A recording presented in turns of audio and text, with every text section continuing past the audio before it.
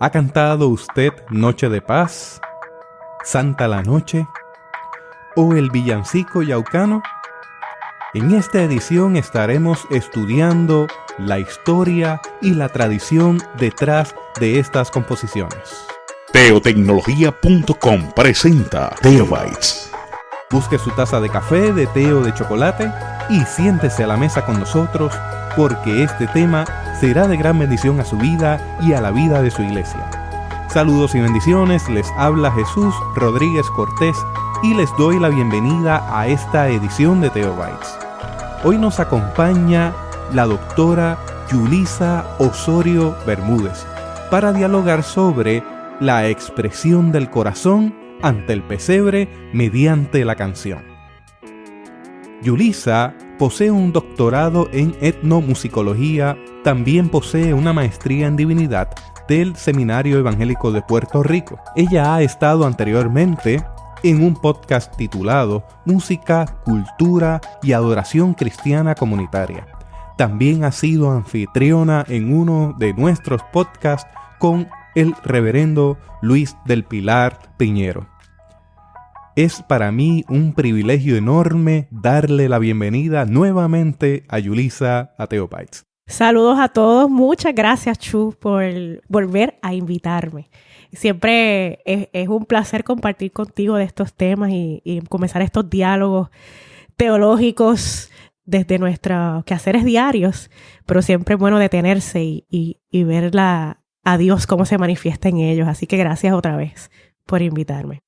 La canción en nuestras comunidades de fe transmiten teología. Eso es así. Así que nos vamos a dedicar a la canción. Eso es así, desde que la iglesia es iglesia, canta. Así que es importante hacer esos análisis y particularmente, pues entonces lo que nos reúne hoy, hablar un poco de la expresión del corazón musical, del corazón a través de la música desde la historia de la Navidad. Vamos dando una mirada panorámica a la historia de la música, de Adviento y de Navidad.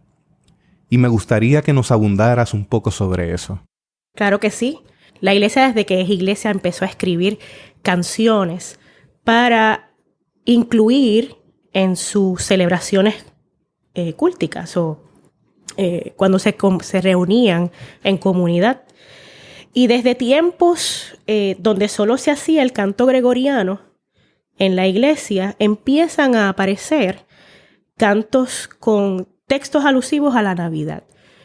Claro está, en un inicio pues solamente lo cantaban los monjes y solamente era en determinados momentos, pero sí empiezan a salir cantos con textos alusivos a la Navidad.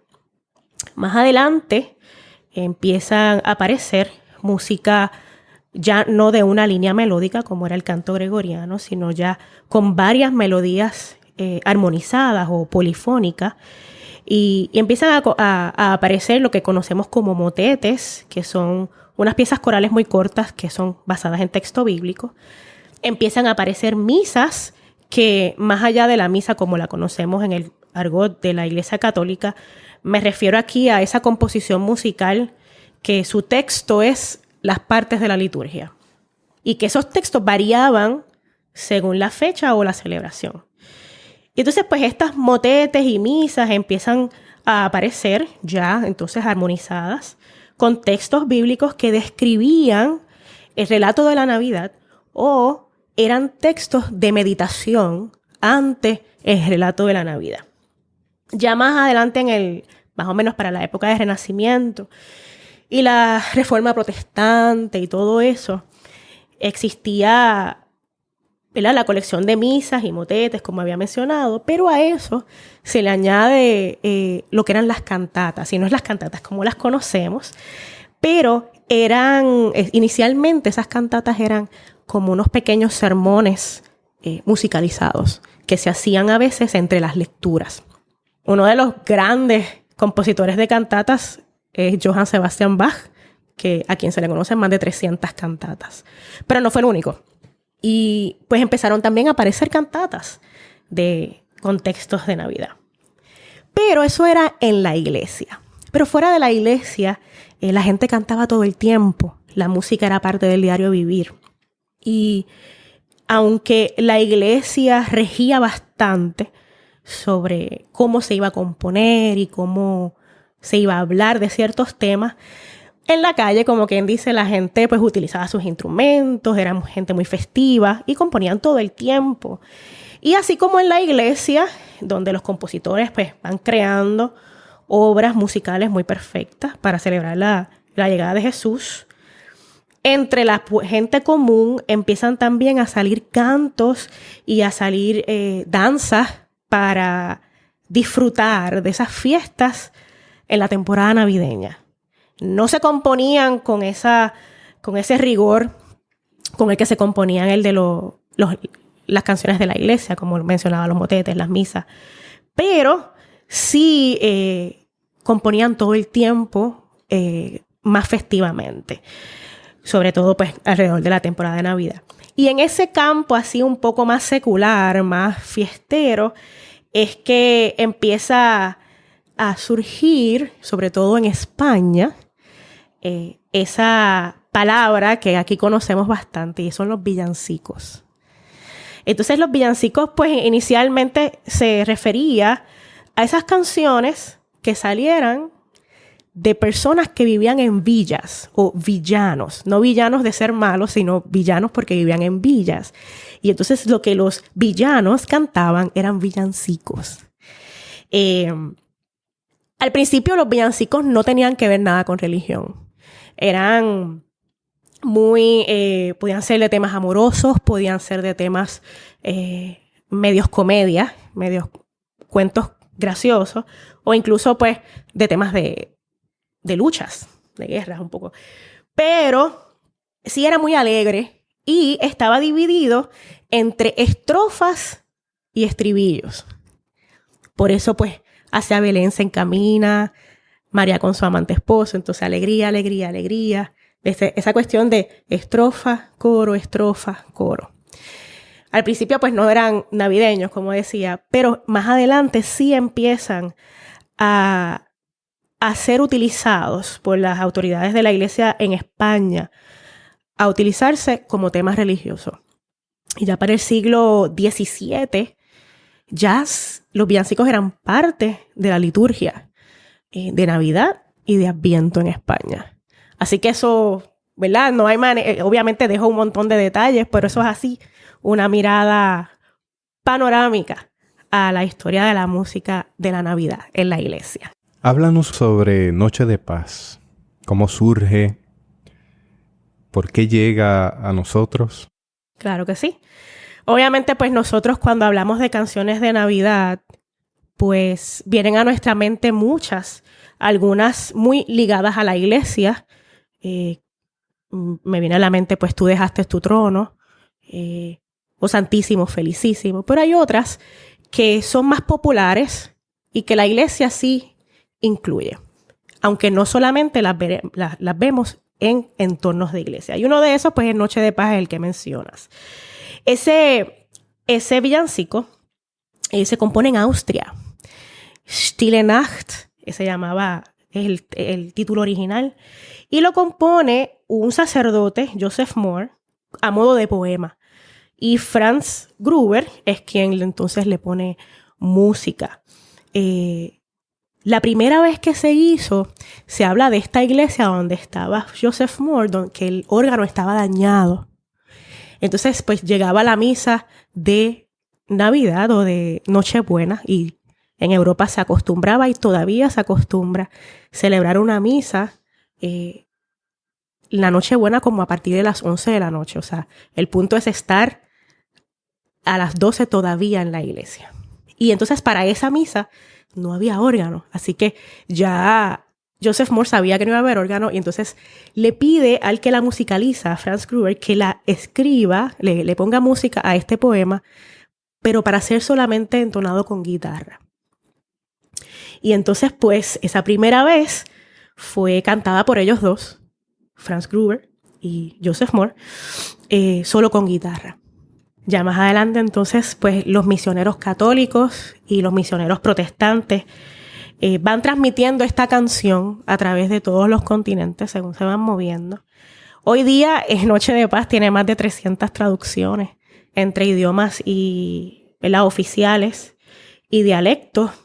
Un dato interesante es que durante la Primera Guerra Mundial, particularmente en la Navidad del 1914, en un momento dado, los soldados ingleses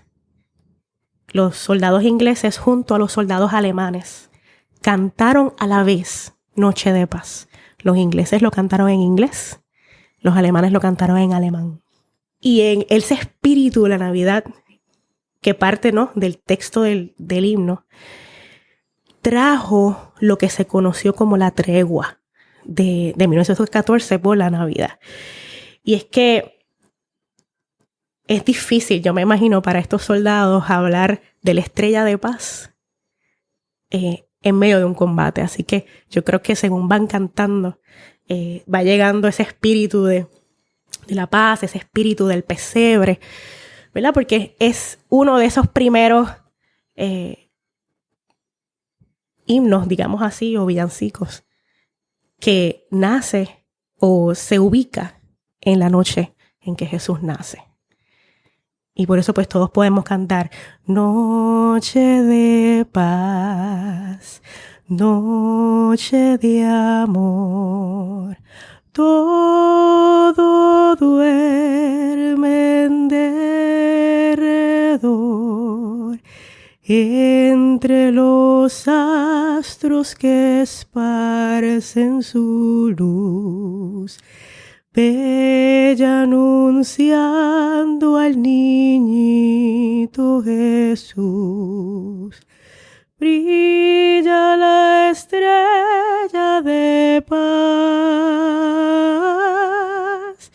brilla la estrella de paz.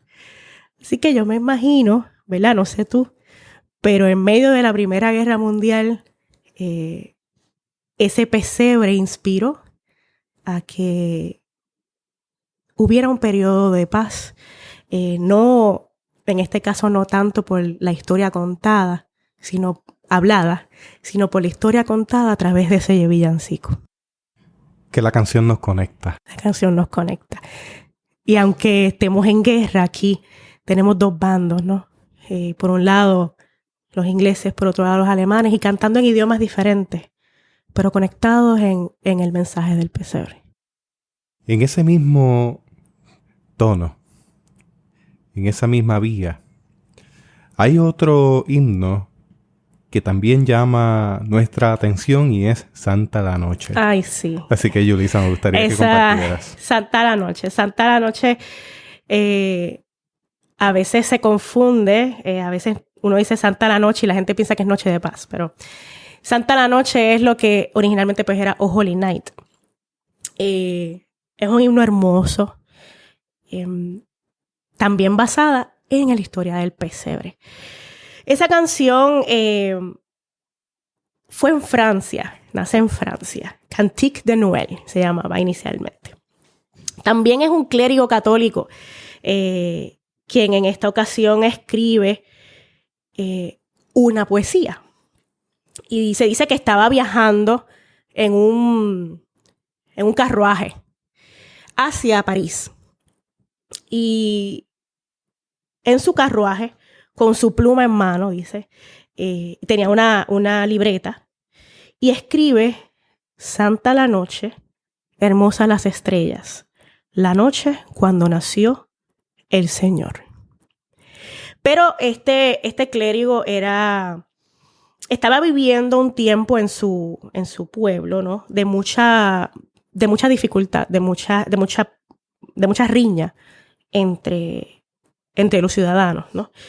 Y en medio de esas riñas y en medio de tantas dificultades, sigue escribiendo: el mundo envuelto estuvo en sus querellas hasta que Dios nos envió al Salvador. Yo creo que eso ya en sí mismo es poderoso. Porque es difícil, ¿no? En medio de tanta dificultad, empezar a enfocarnos otra vez en que Dios nos envía al Salvador. Así que este monje, usando el Evangelio de Lucas como la base de su composición, se va como en este viaje imaginario, ¿no? Y a ser testigo de la noche en que nace El Salvador. Y a pocas horas del viaje, llegando a París, ese poema ya estaba compuesto. Pero según él fue componiéndolo, se dio cuenta, o escribiendo el poema, que más que un poema tenía que ser canción. Entonces, mira qué interesante. Él, este clérigo, no era músico y busca el apoyo de un músico, se llama Adolphe Charles Adams, para que entonces le compusiera la música de este poema. Pero este músico era judío y no creía en Jesús como el Salvador o como el Mesías. Sin embargo, se dice que sí, este músico pudo palpar en la letra que tenía que ser un himno hermoso. Y como si él estaba muy familiarizado con las reglas de composición de la época, pues sí se dedica entonces a hacerle una melodía hermosa. Así que esta melodía hermosa está escrita por un judío.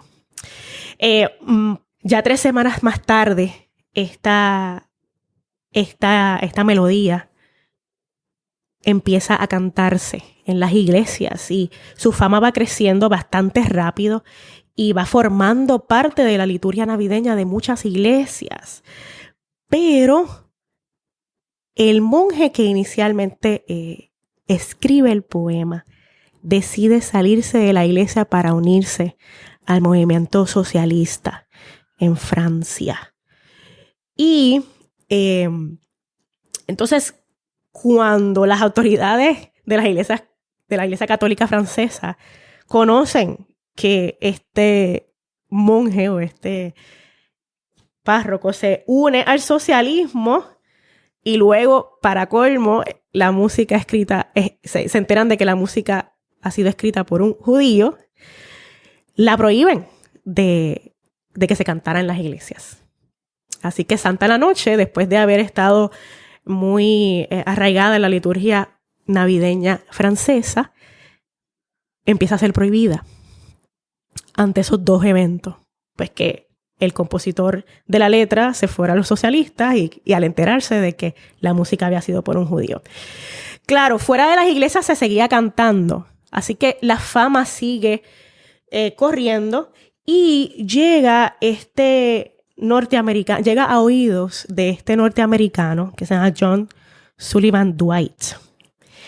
Y John Sullivan Dwight descubre la riqueza del mensaje y de la música de este himno y lo trae a Estados Unidos. Pero hay algo interesante y es que aunque la letra en sí misma es hermosa, John Sullivan Dwight era del movimiento abolicionista, o sea, en favor de los derechos de los negros y que se aboliera la esclavitud. Y esa última estrofa es lo que a él lo mueve más a que se transmitiera a través de todo Estados Unidos, porque esa última estrofa pues dice: nos enseñó a amarnos unos a otros, su ley y amor, su evangelio trae paz. Nos enseñó que hermanos somos todos y de opresión Él nos lleva a su luz. Gozoso soy, con gratitud cantando al nombre dulce del Señor load. Hoy su poder y gloria proclamando a Cristo, dad gloria y honor y majestad. that gloria eterna a Cristo el Salvador. Así que esa letra de que ese niño del pesebre nos llama a amarnos unos a otros, que su evangelio es de amor y que trae paz, que ese niño nos enseña que todos somos hermanos y que los tiempos de opresión ya han acabado y con la llegada de ese niño llega a la luz. Esa estrofa en particular, siendo este hombre norteamericano un abolicionista fuerte, ¿no? Es el que lo lleva y lo mueve a que esto entonces, este himno se cante y se cante y se cante. Como testimonio de su creencia abolicionista. Pero en Europa vuelve a cantarse más adelante, para finales de los 1800. Así que ese tiempo donde la iglesia lo prohibió, la iglesia francesa, tuvo un fin también. Y se vuelve a cantar ya en las iglesias otra vez a través de toda Europa. Y es otro himno que trae un periodo de paz en medio de una guerra. La guerra entre Francia y los territorios aledaños. Y el que regresara a Francia en medio de esta guerra permitió que este canto navideño regresara como señal de paz. Y otro dato curioso es que Santa la Noche, en la Navidad de 1906, se convierte en la primera canción que es transmitida a través de las ondas de radio y traspasa fronteras. Ya no es solamente cantarla en una iglesia.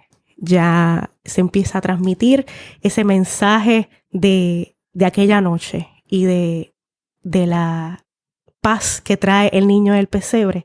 Ya empieza a transmitirse más allá de las fronteras y cualquier distancia que hubiera podido haber. Así que para mí, aparte de que la canción es hermosa, me parece que es una historia hermosa también la que rodea esta canción. ¿Qué te parece? ¿Sabías eso? No desconocía eso. Me has maravillado con estos datos. Y también me haces pensar en este asunto de la interculturalidad. Cómo de contexto europeo, el contexto anglosajón, claro, se hace presente en nuestra cultura actualmente. Claro que sí. Primero, obviamente, pues el mensaje del niño del pesebre es a eso. Está llamado a trascender culturas. Y el niño del pesebre pues también inspiró a compositores puertorriqueños. Y aunque en Puerto Rico se ha escrito bastante en alusión a la Navidad, yo creo que si hay una canción navideña que nos viene a la mente, el villancico yaucano. Y el villancico yaucano pues lo compuso Amaury Veray Torregrosa, que nace en Yauco en el 1922. Y se dice de él que tenía profundas creencias religiosas que se pueden palpar en otras obras. O sea, él escribió bastante. El villancico yaucano, pues sí es una de sus piezas más conocidas y que trasciende un poco la escolaridad musical. O sea, es de esas piezas que él compuso y que no hay que ser un músico prodigioso para disfrutarla, ¿no? O para apreciarla. Pero él escribió mucho, escribió para piano, escribió mucho tipo de piezas. Pero en otras obras de él se puede ya palpar esta inquietud religiosa que Amaury tenía. Y él estaba muy inquietado por la escena del pesebre y cómo él quiere trascender, él quiere encontrar respuestas, encontrar el descanso. Y esa ansia de encontrar respuestas al misterio del sufrimiento humano, pues lo lleva a escribir mucho. Y pues el villancico yaucano es una de esas. Pero cuando uno se pone a mirar un poco también el contexto en el que él le escribe, ¿verdad? Porque su pasión por la religión nace desde niño, ¿no? Él iba a la iglesia, se habla de que era cantor en la iglesia católica, pero pues se sigue desarrollando, crece, se va a estudiar música, regresa a Puerto Rico después de haber estado en Europa, quiero decir. Y entonces empieza en Puerto Rico lo que se conoce como el movimiento de nacionalismo cultural musical. ¿Okay? Para hablar un poco de eso es en relación a otros movimientos similares que surgieron en otras escuelas europeas, italianas, rusas, más a partir del siglo XIX. Y es un movimiento musical, porque estoy hablando, ¿verdad?, de la producción musical, que se empieza a dar como resultado de algunos eventos políticos que se daban en estos lugares para esa época. Esa idea del imperialismo llega a convertirse en la meta de expansión internacional de todas estas naciones poderosas, y eso pues lleva a muchos choques entre los grupos. Y se empieza a dar mucha tensión, mucha competencia entre las diferentes naciones, obviamente. Y estas naciones poderosas pues trataban de imponer sus costumbres sobre otras más débiles, un poco como mismo hicieron en la conquista. Pero este movimiento nacionalista musical se está dando dentro de Europa, de naciones poderosas contra nación poderosa. Y entonces, en ese proceso de querer imponer sus costumbres sobre costumbres más débiles, empieza entonces estos músicos a comprometerse con su identidad nacional y a componer a propósito con elementos de su cultura para combatir de alguna manera esa intención de estos dos poderes o de varios poderes juntos de imponer sus creencias. Así que es todo lo que fuera que marcara la identidad nacional empieza, o sus costumbres, sus tradiciones empiezan a insertarse abiertamente en la música. Y trayéndolo otra vez a Puerto Rico, para los años 50, Héctor Campos Parsi, Luis Antonio Ramírez y Amaury Veray se unen en este grupo que se hicieron llamar Acción Musical, donde suscriben un manifiesto y ellos describen en ese manifiesto que iban a reconocer y divulgar todo lo que fuera netamente puertorriqueño en sus composiciones. Un año después de eso, nace el villancico yaucano. Así que por eso cuento todo eso, porque eso empieza en los años 50, el nacionalismo musical en Puerto Rico, y el villancico yaucano se compone en el 51. Se dice que él compuso el villancico yaucano en una misa de gallo para Nochebuena del 51, y que la escribió en hora y media. Bastante prodigioso era Amaury Veray. Y desde entonces pues ha recorrido las mejores voces de todo el mundo. Para ese año que él la compone, él trabajaba para la iglesia de Yauco y escribe este villancico en la biblioteca. En una ocasión le hicieron una entrevista a Amaury y él dice que la primera parte del texto es tradicional española. Eso, él siguió ese: quisiera, niño, besarte y San José no me deja. Dice que te haré llorar, verdad que aún así me dejas. Ha nacido en un portal llenito de telarañas, entre la mula y el buey, el redentor de las almas. En Belén tocan a fuego, del portal sale una llama, es una estrella del cielo que ha caído entre las pajas. Pues todo eso era español. Él lo toma de lo que ha escuchado y de lo que, pues, estando en Europa estudiando también escuchó. La canción, él dice que comienza, o sea, su parte empieza con el yo soy un pobre yaucano. Ahí él se inserta en la historia. Ya le hizo el puente hermenéutico. Él se lo trajo sí, acá. Él se lo trajo. Así que de Belén pasa a España y lo trae a Yauco. Y empieza, yo soy un pobre yaucano que vengo de Yauco aquí, y a mi niño Dios le traigo un gallo kikiriki. Ya lo sabes, niño hermoso, soy del pueblo del café. Por si quieres 2 saquitos, también yo te los traeré. Yo soy Juan el verdurero, que vengo de la montaña y le traigo viandas buenas desde mi humilde cabaña. Al niño recién nacido, todos le ofrecen un don. Yo, como no tengo nada, le ofrezco mi corazón.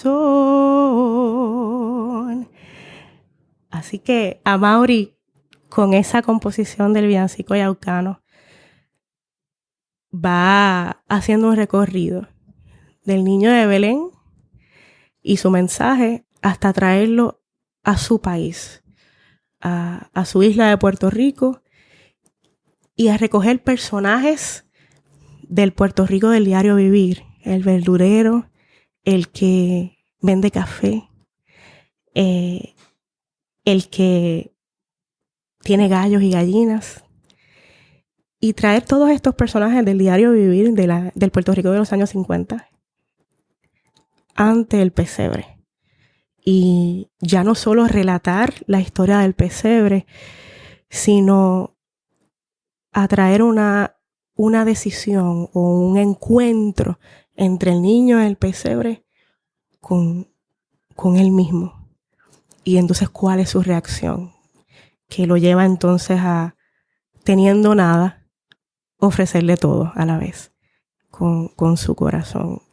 Así que vimos ahí un poco de cómo la historia del nacimiento del Mesías en el pesebre allá en Belén de Judea va inspirando a personas a través de todo el mundo a escribir, a expresar de una manera musical el impacto de esa noche en el corazón de cada persona.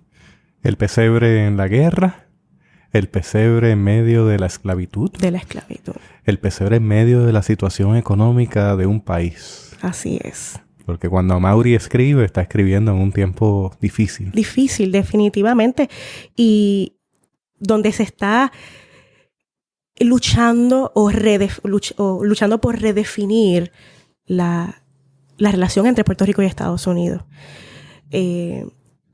Así que, pues, con esa intención, ¿verdad? Bien, siendo del producto del nacionalismo musical, traer los elementos culturales de tierra adentro, traerlos al pesebre también y darles ese valor, al punto de que, pues, este villancico, pues, ha llegado a todas partes del mundo. Y de hecho, es parte del repertorio navideño básico, o sea, el que siempre se toca en Viena, del coro de niños y de la orquesta filarmónica. Así que aunque todos los años pues añadan varias piezas o vayan alterando un poco el programa, el villancico yaucano siempre está en los espectáculos, ¿no? que tengan a bien celebrar la Orquesta Filarmónica de Viena junto al Coro de Niños de Viena. Y también a través de los años se ha escuchado en voz de grandes tenores. Eso es así. A través de todo el mundo también. En Puerto Rico lo cantan mucha gente. Yo creo que de las personas que más famoso lo ha hecho ha sido Dani Rivera. pero se ha escuchado en la voz de muchas personas.